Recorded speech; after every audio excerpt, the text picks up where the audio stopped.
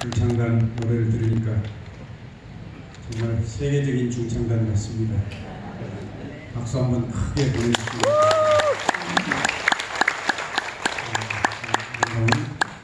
노래를 들려주신 여러분께 감사를 드립니다. 한 주일 동안 여러분과 함께 보냈습니다. 아침마다 성경, 새벽의 성경 산책이라고 하는 주제로 이번 기간 동안에는 역대상에서부터 시작해서 역대하, 에스라, 느헤미야, 에스더, 열왕기상부터 시작해서 열왕기상, 열왕기하, 역대상, 역대하, 에스라, 느헤미야, 에스더. 오늘이 무슨 차례입니까? 욥기입니다. 욥기. 예.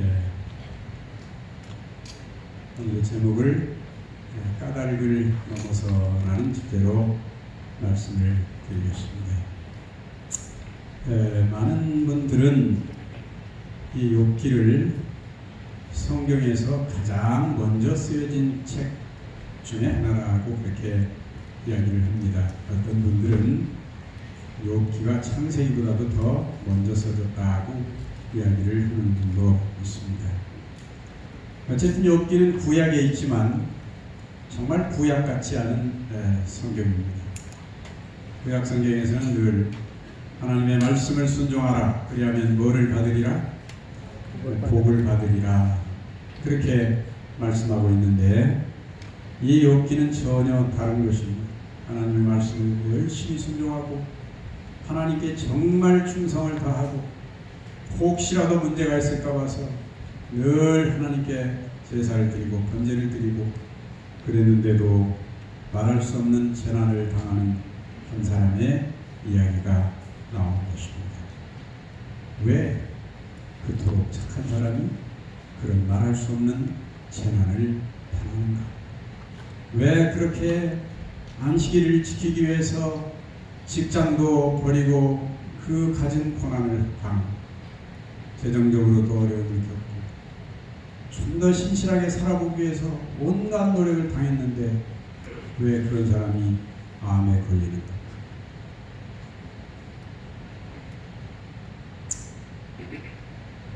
욥기는 바로 오늘의 우리들, 이 시대를 살아가면서도 우리가 하나님께 충성을 다하면서 그러나 도무지 이해할 수 없는 재난을 당하는 한 사람의 이야기를 드라마처럼 이렇게 하고 있는 것입니다.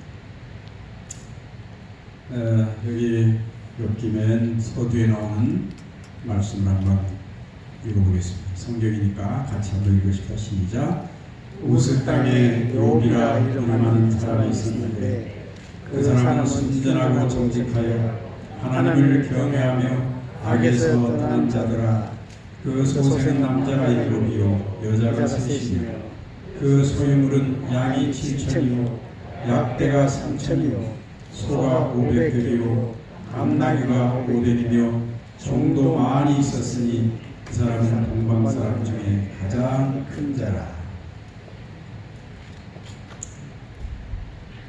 이 집에 양이 7천이고 약대가 3천이면 두 개 합치면 얼마입니까?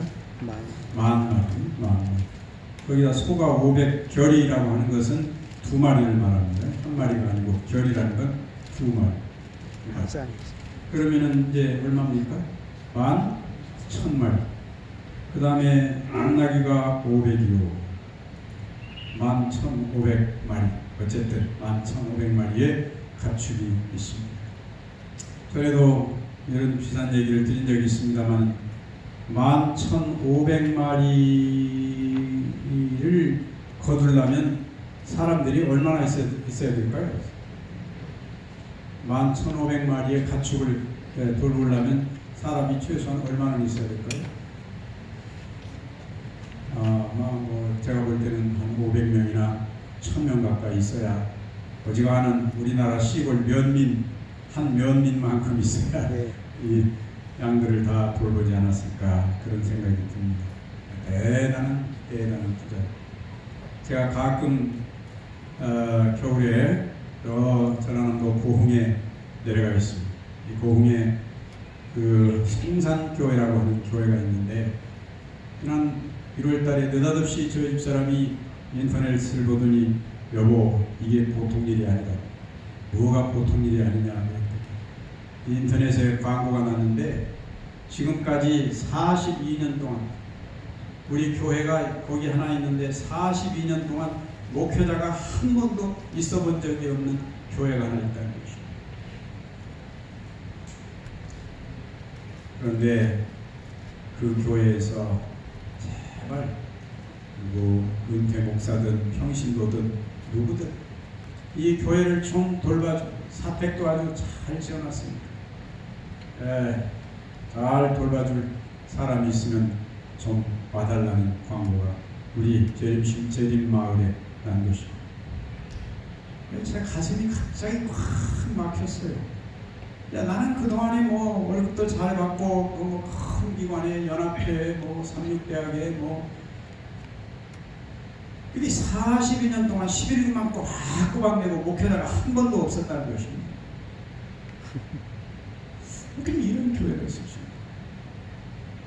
갑자기 굉장한 부채가 내가 엄청난 빚을 졌다는 생각이 아주 가슴에 확 밀려오고 그래서 당장에 전화를 했어요.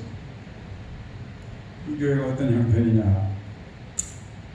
그랬더니 장로님이 받으시면서 꼭 한번 오시라. 그래서 1월 2일 날 그거를 봤는데 1월 4일 날 내려갔습니다. 저희 두 부부가 내려갔어요. 내려갔더니 안식일인데 교인이 전부 다 해서 8명, 우리 집 내외까지 해서 10명. 근데 이 10명은 화요일 밤도 10명이고 금요일 밤도 10명이고 안식일도 10명이고 변함없이 10명. 줄기차게 10명. 그래서 그분들과 함께 한 4-5달, 4달 동안을 보냈습니다. 참 좋은 시간이었고 정말 행복한 시간이었습니다.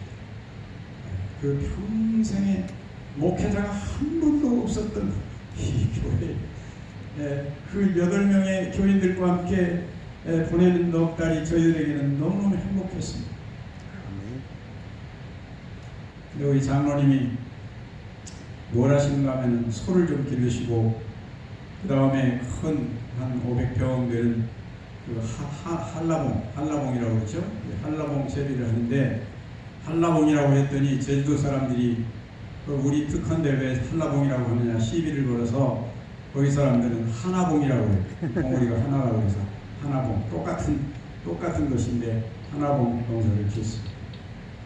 근데 그 집에 소가 몇 마리 있는가 하면 8마리 있습니다. 8마리. 근데 이 장로는 평생 그 소 8마리 어쩔 때는 10마리 그 8마리 때문에 뭐 어디를 못 가셔요. 날마다 그 돌보셔야 되니까. 이야, 이 소 8마리 돌보는 게 이렇게 힘들구나. 바로 그 옆에 그런 장로계 장로라는 분 한 분이 소를 몇 마리를 키우는가 하면 300마리를 키우는. 근데 300마리라고 하는 건 대단한 것입니다. 그 시골에 300마리. 그래서 혼자 도무지 할 수 없으니까 큰아들, 작은아들 뭐 다 데려다가 함께 그 소를 돌보는 것이죠. 한번 생각해 보세요. 여기 이 욥이라는 사람은 양이 7,000마리요, 약대가 3,000이요, 소가 1,000마리라는 것이죠. 상상해 가십니까? 이게 얼마나 대단한 건지. 어마어마한 부자입니다. 그런데 하루는 이런 일이 벌어집니다.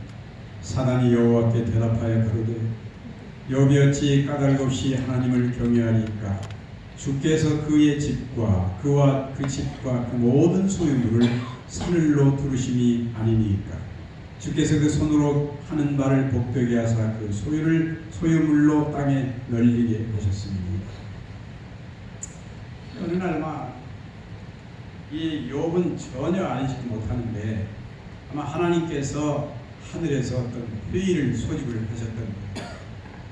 이게 지구의 대표로 이 사단이 왔습니다.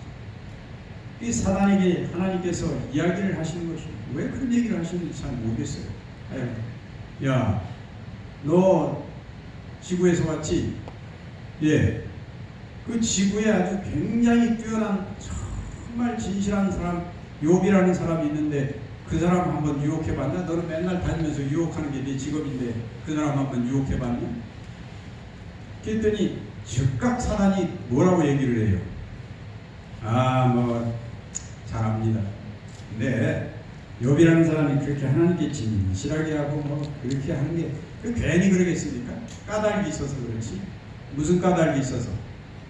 많이 베풀어줬습니다. 네? 많이. 하나님께서 그냥 뭐 산물로 지켜주시고 뭐 동물도 다 잘되게 하시고 자식들도 다 잘되게 하시고 다 복을 주시니까 그렇지. 그게 뭐 조금만 건드려 보라고. 그놈도 하나님께 욕을 하고 되니까. 그랬더니 하나님께서 뭐라고 그러셨어요? 그래? 한번 해봐라.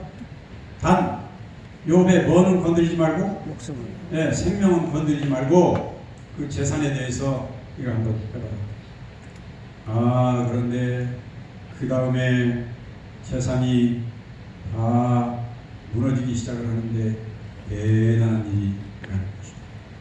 이제 주의 손을 펴서 그의 모든 소유물을 치워서 그리하시면 정령 대면하여 주를 욕하리이다. 여호와께서 사단에게 이르시되 내가 그의 소유물을 다 네 손에 붙이노라.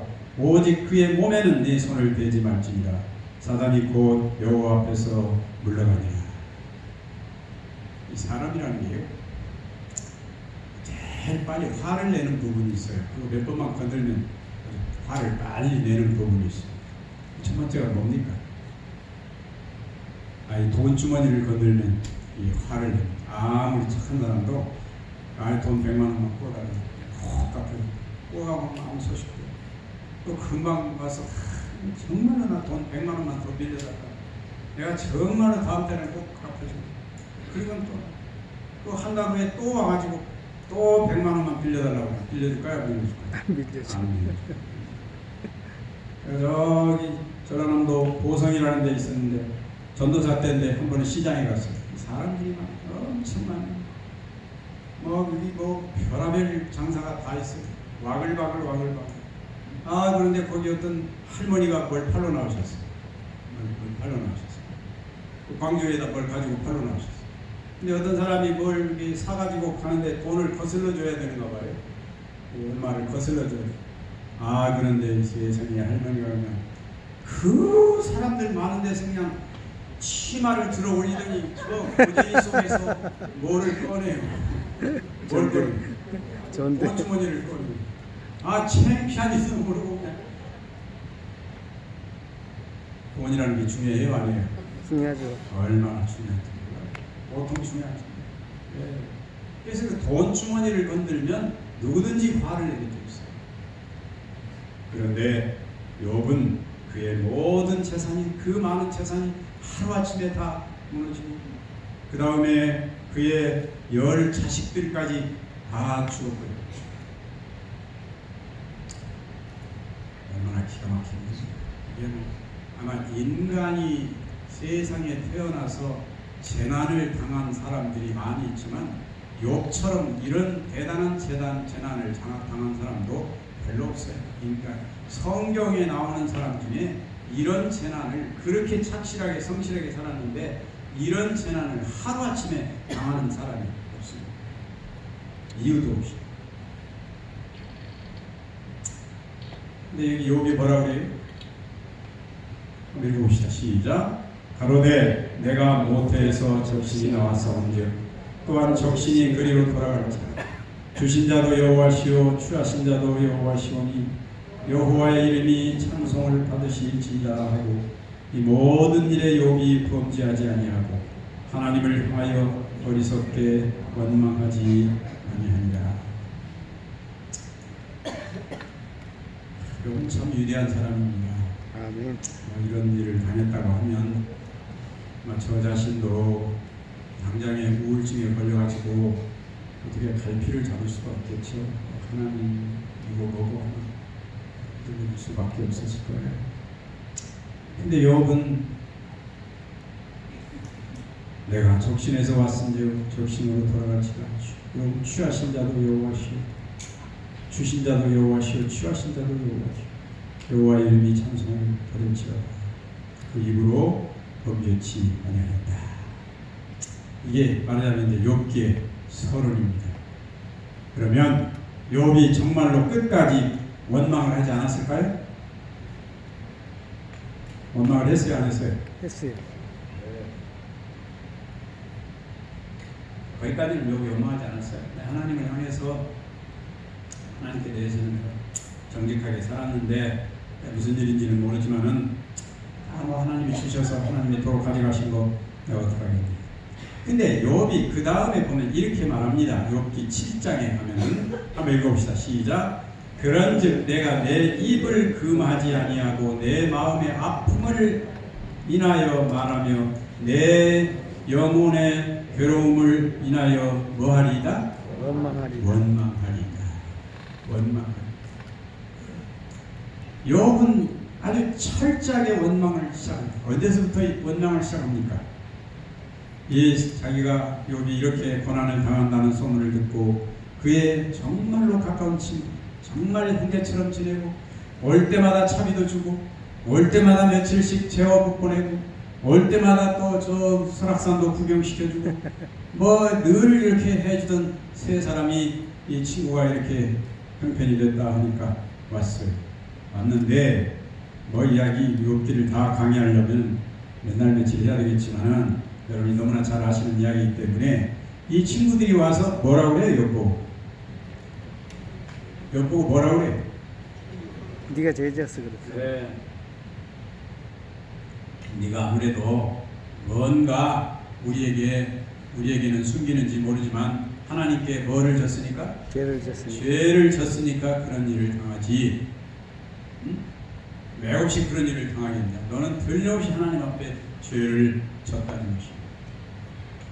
이 말을 듣자 욥이 굉장히 화가 났어요. 왜냐하면 지금까지 욥이라는 사람은 정말로 하나님 앞에 성실하게 살았어요.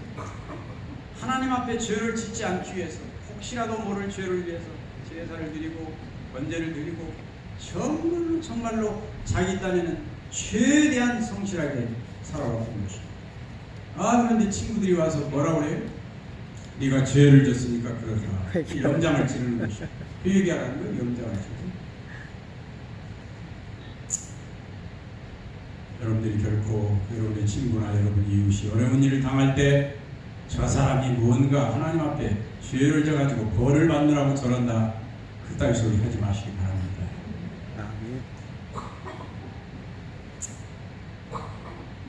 성경이 그렇게 말하지 않아요. 물론 어떤 특별한 경우가 있을 수는 있겠지만은 이 욥기가 가르치는 것은 사람이 무언가 잘못해서 벌을 받는다. 그거를 철저히 부정하는 것이죠. 그렇지 않다. 사실 욥이라는 사람은 왜 당하는지를 전혀 모르고 이 일을 당하고 있는 것입니다. 그런데 그 친구들이 계속해서 와서 네가 무언가 잘못했으니까 아니다. 하나님 앞에 지금까지 내가 성실하게 살았다. 내가 그 면에 있어서만은 내가 억울하다. 그런데도 친구들이 계속해서 그러자 욥이 드디어 이렇게 말합니다. 한번 읽어봅시다. 시작. 나의 친구야, 너희는 나를 불쌍히 여기라. 나를 불쌍히 여기라. 하나님의 손이 나를 치셨구나. 너희가 어찌하여 누구처럼? 하나님처럼 나를 핍박하느냐. 네? 내 살을 먹고도 부족하냐. 나의 말이 기록되었으면 책에 쓰여졌으면 철필과 연으로 영영이 돌에 새겨졌으면 좋겠다. 나의 이 가슴 아픈 사연이 비석에 아주 새겨놨으면 좋겠다. 내가 너희들 올 때마다 차비도 주고 올 때마다 뭐 구경도 시켜주고 성하게 대접도 하고 그럴 때는 그냥 나를 모아두니 그럴 때는 그 친구들이 욥을 뭐라고 그랬을까요? 네가 하나님의 정말 복을 많이 받은 사람, 하나님이 너를 특별히 사랑하시는구나. 그렇게 그냥 있는 대로 추어 올리던 사람들이 지금이야말로 욥에게 있어서는 가장 절박하게 누구의 도움이 필요한데, 누구의 도움이?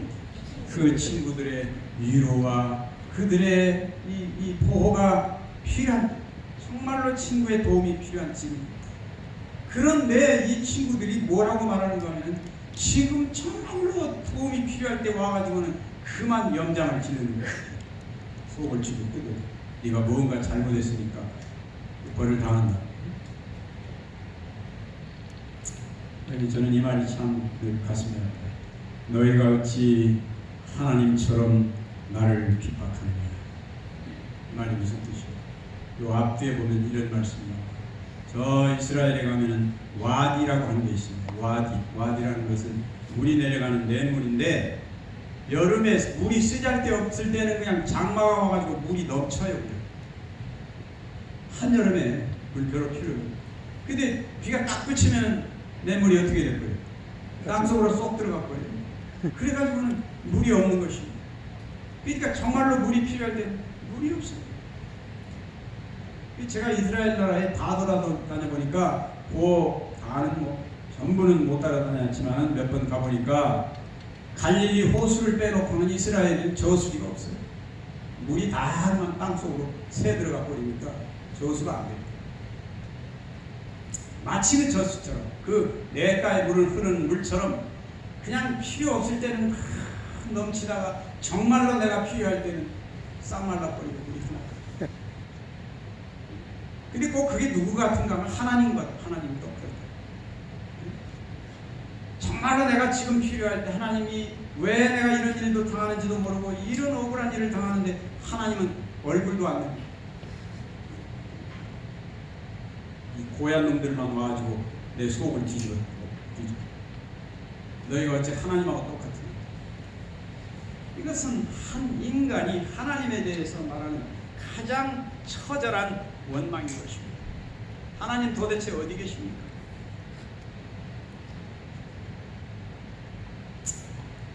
욥이 대답하여 가로되 내가 오늘도 혹독히 원망하니 받는 재앙이 한식보다 중합니다. 내가 어찌하면 하나님을 발견할 곳을 알고 그리하면 그 보좌 앞에 나가서 그 앞에서 호소하며 변백할 말을 입에 채우고 내가 대답하시는 말씀을 내가 알고 내게 이르시는 것을 내가 깨달으며 도대체 이유나 가르쳐주고 이런 권한을 주십시오. 이거야. 내가 왜 이런 권한을 당하냐고. 좀 이유라도 말씀해 주세요. 하나님 도대체 어디 계시고. 때로는 우리가 당하는 고난을 그대로 말하고 있는 것입니다. 우리가 잘 나갈 때는 기도를 하면 그냥 두드리라 그리하면 뭐 할 것이요? 열릴 것이요. 즉각즉각 하나님께로부터 응답이 오는데 어려울 때는 두드리라 그러면 문이 확 닫히는 것입니다. 열고 나가면 문이 또 닫혀요. 아무런 문이 없어요. 절망이에요. 절망감이 아주 파도처럼 몰려오는 것입니다. 여러분도 그런 경험을 해보셨습니까? 인생을 살아가면서 정말로 희망이라는 절망이 파도처럼 한 구비가 오면 또 절망이 파도처럼 밀려오고 그런 희망을 찾으시는 그런 절망. 여기 바로 그 인간의 고통의 가장 깊은 곳에서 하나님께 대하여 호소하고 원망하는 것입니다. 하나님 얼굴 좀 내미십시오. 내가 왜 이렇게 이런 일을 당하는지 좀 대답이나 좀 해보세요. 그러면서 여러분 뭐라고 말하는가 하면 저 세상을 봐라. 하나님이 어디 계시냐. 공평한 게 어디 있냐. 부자들은 잘 먹고 잘 살다가 죽을 때도 어떻게 죽는데? 어떻게 죽어요? 평안하게 잘 죽는데 가난한 사람들은 하루 종일 일하고 저녁에 잠도 제대로 못 자고 아프면은 약도 못 쓰고 고생하고 세상에 공평이라는 게 어디 있느냐.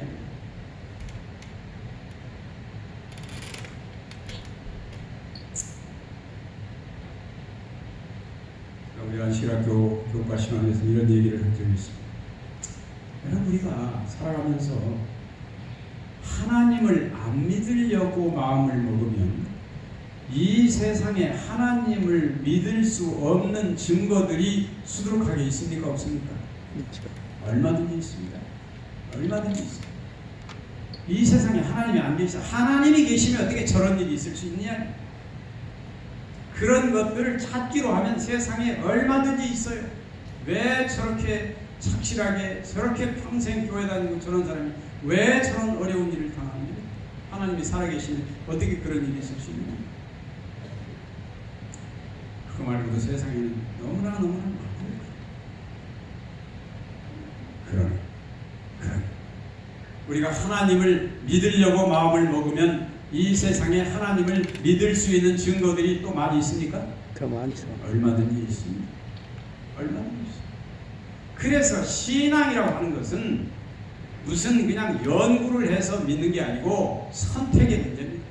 내가 믿는 쪽을 택할 것이냐 안 믿는 쪽을 택할 것이냐 하는 선택의 문제입니다.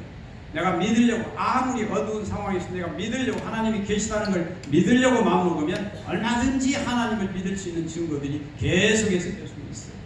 그러나 안 믿으려고 마음먹으면 얼마든지 하나님을 못 믿게 되는 그런 증거들이 세상에 가득 있습니다. 여기 지금 그런 갈등에 빠져 있는 것입니다. 그래서 친구들 얼마나 나쁜 놈들 같은. 내가 정말 너희들의 도움이 필요할 때는 와서 그따위 소리 가버리라 꺼져버려. 그래서 이 사람들하고 욥기 38장까지 계속해서 논쟁 주고받고. 근데 그 사람들의 주장은 계속해서 뭐예요? 네가 죄졌다. 죄를 졌으니까 그렇다. C.S. 루이스라는 사람이 이렇게 얘기해요. 이 사람은 자기 아내를 젊은 나이에 자기 아내를 잃고 이 사람도 많은 인생의 갈등과 고통을 당하죠. 이 사람이 이런 얘기예요. 인간의 고통이라는 문제는 아무도 해석할 수가 없다. 인간의 고통이라는 문제는 아무도 누가 체계적으로 설명할 수가 없어요. 왜 그런 일을 당하는지 몰라요. 도대체 뭐 공식이라는 게 없어요. 인간이 당하는 고통은 어떤 공식이라는 게 없어요. 뭐가 어떻게 되면 그런 고통이 온다. 그런 게 없어요. 선한 사람이고 악한 사람이고 그냥 뭐 무작위 알 수 없어요.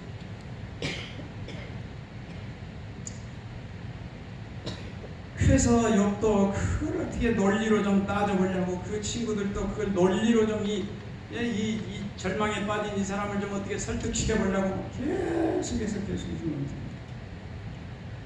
그러다가 드디어 누가 나타나십니까? 하나님이 나타나죠. 공중에서 우레소리 속에 하나님이 나타나 무지한 말로 이치를 설명하는 어리석은 것다. 하나님이 말씀합니다. 근데 그분이 말씀하시는 걸 들어보면 도대체 무슨 소리인지 모르겠어요.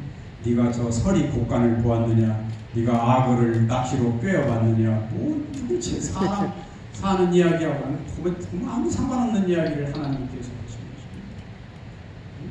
서리의 창고를 보았느냐, 그거 사람이 뭐 어떻게 서리 창고를 보고 있어요?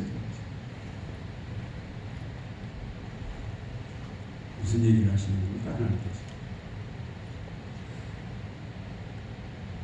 너희들은 세상의 고통의 문제를 이치로 해석하려고 하지 마.